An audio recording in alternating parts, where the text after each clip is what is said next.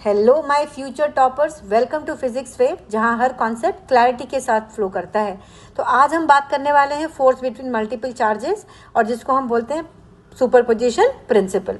तो यहाँ पर हमने 3 चार्जेस ले लिया है, Q1, Q2, Q3, और Q1 से डिस्टेंस O है R1 पोजिशन वेक्टर, Q2 से R2 है, और Q3 जो O से है वो R3 है। तो यहाँ पर जरूरी नहीं कि हम 3 चार्जेस के लिए ले सकते हैं, हम n नंबर ऑफ चार्जेस के लिए ले सकते हैं। तो अभी इस केस में हम क्या कर रहे हैं, Q1 पे फोर्स निकाल रहे हैं 2 चार्जेस Q2 एंड Q3 की वजह से। तो सबसे पहले इन दोनों को ज्वाइन कर देते हैं।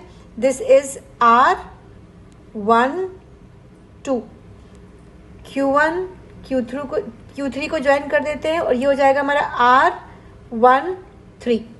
अब जो हमने इसमें कंसिडर किया है क्या है, तीनों का नेचर हमने पॉजिटिव ले रखा है। तो हमें मालूम है पॉजिटिव क्या करता है, रिपेल करता है। तो let us find out the direction of forces acting on Q1 due to Q2 and Q3। Q1 पर Q2 और Q3 कैसे फोर्स लगाएगा वो हम निकाल रहे हैं। ठीक है, तो इस केस में हम क्या कर रहे हैं कि टोटल फोर्स Q1 पे कितना लगेगा वो हम निकालने जा रहे हैं। तो प्रिंसिपल ऑफ सुपरपोजिशन क्या बात करता है कि when a number of charges are interacting, अगर हमारे पास खूब सारे चार्जेस इंटरएक्ट कर रहे हैं, ठीक है, तो total force on a given charge, and what is the given charge here, Q1। तो Q1 का टोटल फोर्स होगा, तो total force on a given charge is the vector sum of the forces exerted on it due to the other charges. What do you mean by this?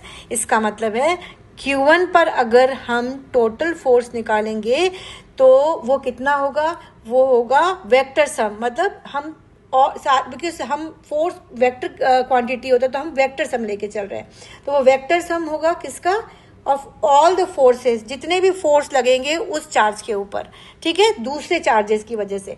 तो यहाँ पर हमने suppose Q1 का Q2 की वजह से निकाला, Q1 पर Q2 कितना फोर्स लगाएगा, तो इसकी डायरेक्शन किधर जाएगी हमारी, ये, तो ये हो जाएगा हमारा F1 2। ठीक है, अब हमारा Q1 पर Q3 कितना फोर्स लगाएगा, इसकी डायरेक्शन हो जाएगी ये। ठीक है, तो ये हो गया हमारे पास F1 3।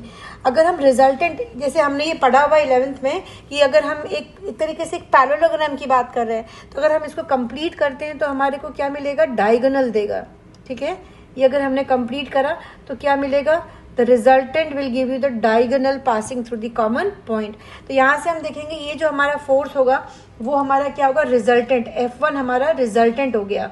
ठीक है, ऐसे ही हम यहाँ पर लिख सकते हैं रिजल्टेंट फोर्स किस पर, तो total force according to this principle, है ना। तो हम बात करेंगे total, just write down, according to principle of superposition